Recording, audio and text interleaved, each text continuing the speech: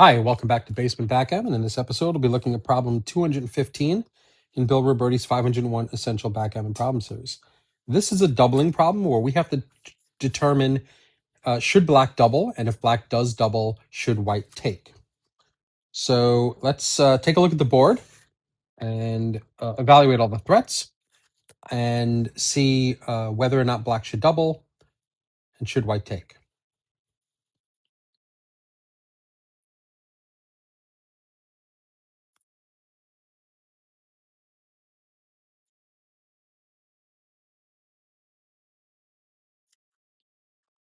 Okay, and we're back. So Robertie's answer to this is that this is a double from black and it's a take from white. Now let's determine why. If you'll notice, and you look at the pip count, you'll notice that the pip count is very close. It's 132 for black, 134 for white. Black is only up by 2 pips. So doubling may seem a little surprising, but let's read what Robertie has to say as to why he thinks this is a double. The race here is very close. Black 132, white 134. Despite the closeness of the race, black has a good double, and the reason is that some upcoming sequences are very strong for him. If black makes the 4-point on the next turn and white doesn't respond with a very good number, black will become a huge favorite. If black hits loose on the 4-point and white fails to hit back, black will be a big favorite. If black does nothing and white can't escape, the same threats repeat on the next turn. Double when you have a solid edge and something very good is about to happen.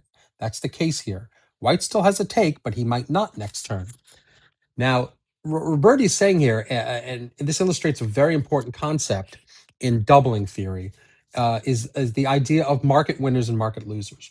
A market loser is when a sequence happens and you lose the market to be able to double, meaning that the position where white could have taken now may not exist for him to be able to take on the next roll. Because if we, let's say we roll a 4-4 on the next roll, right? And we do this, 4-4, 4-4. Let's say we do that. Now, if I try to give to white, let's say, and white misses, fans, or even comes in, let's say over here, or even here. And now if I try to give to white, white is not going to be able to take this. We're positionally very strong. We have additional numbers that can hit. We can hit loose. White has not made their 5-point.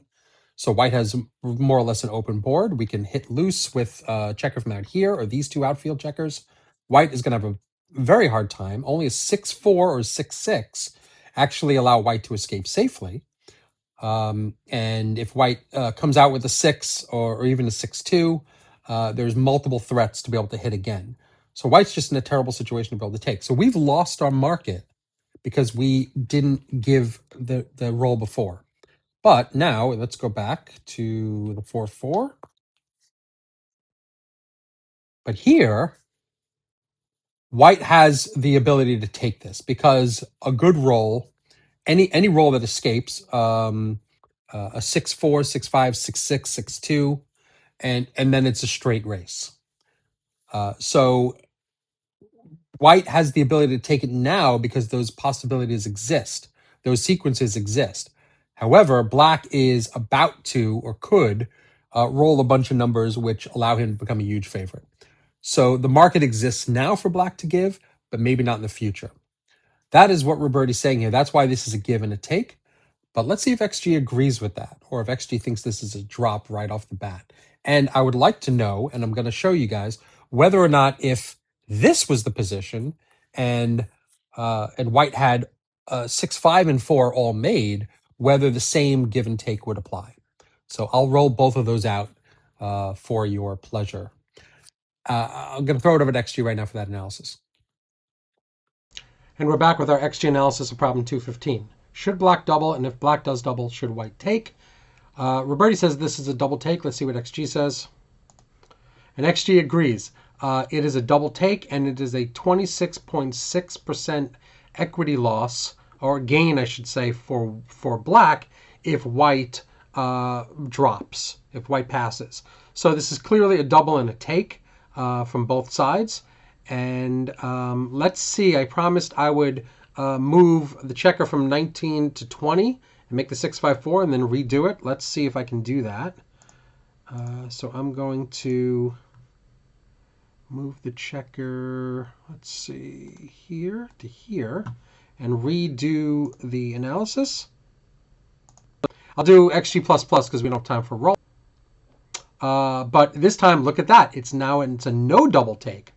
So once there is no threat to hit on the 5-point, and white has a stronger board, XG says now it is not a double. It's not by a huge amount. It's only 2.5% equity loss to actually give the double and to have white take it. But the odds change completely just from that one checker move. So let me go back to the original.